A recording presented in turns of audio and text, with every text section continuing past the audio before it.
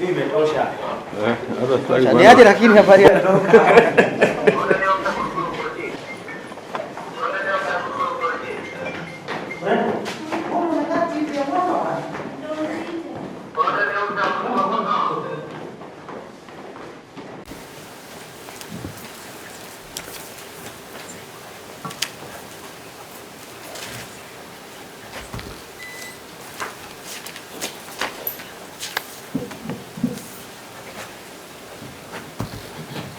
Yes.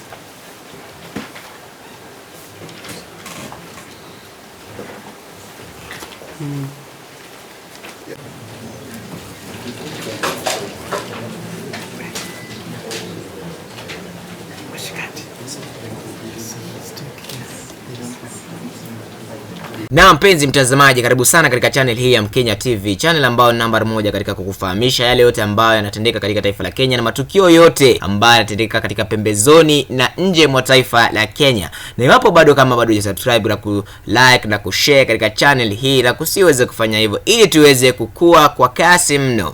Sasa hivi tunaangalia katika road to 10,000 subscribers, lakini kikubwa zaidi sasa siku ya leo nilikuwa nataka kukufahamisha kwamba Babu Owino ambaye ni mbunge wa Embakasi East pamoja na miongoni na waandamanaji wengine ambao ni kama vile ambaye alikuwa anajiita rais wa Azimio pale, ile vuguvugu lile ambalo lilikuwa linaitwa Rebellion, ambaye ni Gaucho, waliweza kukamatwa siku ile ya tarehe 17 kwa sababu au madai yale ya kwamba walikuwa wamefanya mkutano ambao ni kinyume na idhini au sheria za taifa la Kenya. Ni swala ambalo limekuwa likileta tumbo joto katika wale tutasema kwamba ni swala ambalo limekuwa likileta joto miongoni wa wale ambao wanaunga mkono au tunasema kwamba supporters wa Azimio. Ni swala ambalo vile liliweza kuzua tumbo joto kwa serikali na vile katika kituo cha polisi. Hapo jana tuliona kwamba baadhi ya watu kutoka familia ile waliweza kufika katika kituo kile kuleta rabsha hapa na pale, ili wakitaka kwamba Babu Owino aweze kuachiliwa, kwa sababu ilikuwa imepita masaa zaidi ya 24 ya kufikishwa katika mahakama. Lakini baada ya vuguvugu lile tuliona kwamba Babu Owino aliweza kutolewa katika stesheni ile ya Kileleshwa na kufikishwa mahakamani Milimani, na hatimaye Babu Owino aliweza kutolewa au kuachiliwa kwa dhamana ya cash bail ya $100,000 pesa taslim za Kenya, vile na mdhamini wa bondi ile ya $200,000. Ni pesa ambazo ziliweza kutolewa. Vile tunaona kwamba Babu Owino aliweza kuachiliwa na yupo huru.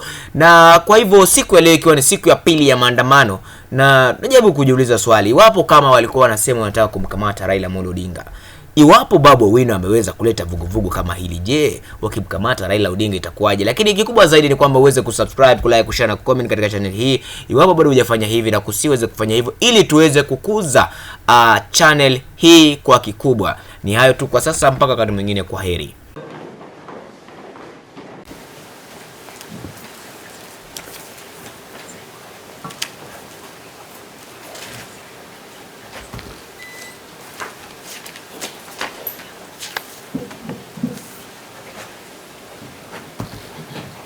Yes.